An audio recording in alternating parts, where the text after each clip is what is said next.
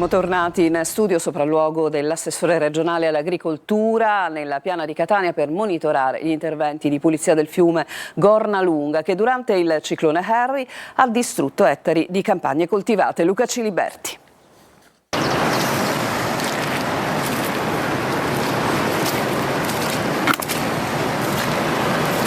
Bastano 100 mm di acqua e si riempie sempre all'orlo, tracima e invade l'intera piana di Catania, arrecando milioni e milioni di danni.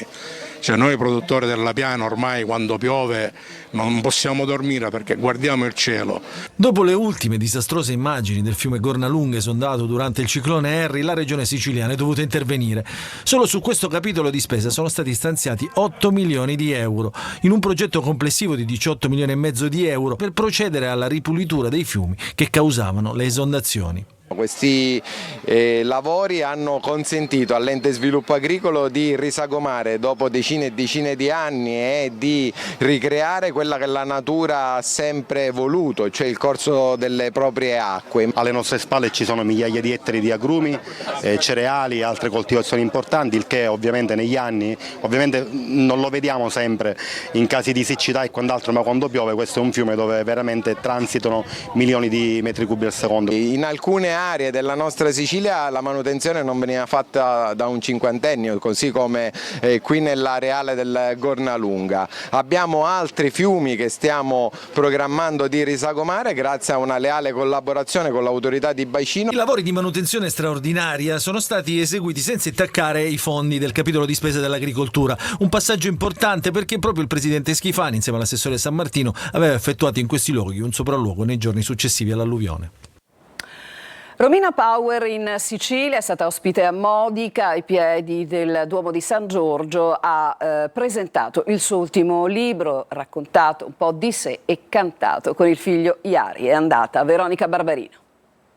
Dopo 10 anni Romina Power torna in Sicilia e sceglie Modica per incontrare il pubblico della rassegna letteraria Scenari. Ai piedi del Duomo di San Giorgio, uno dei luoghi simbolo della città, l'artista ha presentato il suo ultimo libro, Pensieri profondamente semplici, l'abbecedario della mia vita. Con lo stile di un lemmario arricchito da fotografie, ogni parola diventa lo spunto per raccontare esperienze, ricordi, emozioni e riflessioni. Non era tanto difficile da scrivere, quanto decidere cosa lasciare e cosa invece rimanere privato. Però la cosa proprio più difficile per me nella stesura di questo libro è stata la scelta delle fotografie, perché a volte una fotografia racconta tanto. Dalla famiglia alla spiritualità, dall'arte al cammino personale che l'ha resa una delle figure più amate dello spettacolo italiano. I vari lemmi che quello che avrei scritto in passato sarebbe stato molto diverso da quello che ho scritto adesso. E questo è normale.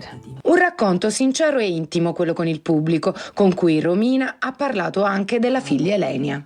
Però non è detto che io non la veda più, perché la speranza alberga sempre nel cuore. La serata poi si è trasformata in un momento di musica e condivisione. Accompagnata dalla chitarra del figlio Iari, Romina ha regalato al pubblico alcuni brani riarrangiati insieme, tra cui l'intramontabile Felicità. Felicità è un cuscino di piume, l'acqua del fiume che passa e che va. Un'atmosfera intima e coinvolgente in cui parole e musica si sono intrecciate, raccontando, proprio come il libro, la sua storia. E adesso c'è un'altra pausa e poi torniamo con il calcio.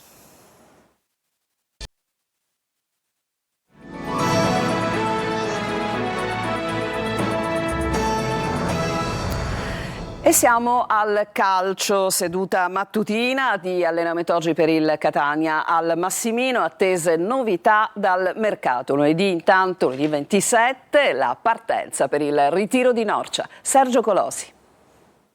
Tante trattative, ma il mercato in entrata del Catania non si sblocca e lunedì prossimo la partenza per la seconda fase del ritiro a Norcia. Nelle scorse ore la cessione a titolo temporaneo di Marco Chiarella all'Aquila in Serie D e quelle imminenti del difensore Carnieluti al Sorrento e del centrocampista Di Noia alla San Benedettese. Praticamente definito l'accordo con l'Ascoli per l'arrivo del terzino destro Gabriele Pagliai. Si complicano invece le trattative per Guido Gomez, per il quale si è registrato il sorpasso decisivo del Bari, Matteo Della Morte e Massimo Coda, gli ultimi due con ingaggi superiori all'offerta rossazzurra. Colpo di prospettiva l'ala sinistra Cristian Torre, 19 anni dal Napoli, che si aggiunge a Miai e De Falco ed è stato scelto dal direttore sportivo Varrà, ma per un Catania tra le protagoniste della prossima Serie C servono ben altri rinforzi. Domenica prossima si concluderà il ritiro al Massimino e poi la seconda fase a Norcia sino alla gara d'esordio in Coppa Italia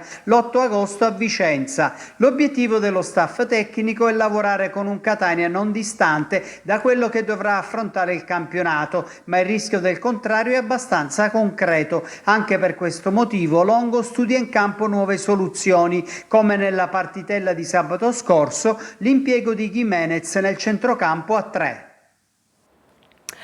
E questo era il nostro ultimo servizio. Sicilia 24 si chiude qui. A tutti voi grazie per averci seguito. L'appuntamento è per la prossima edizione alle 14.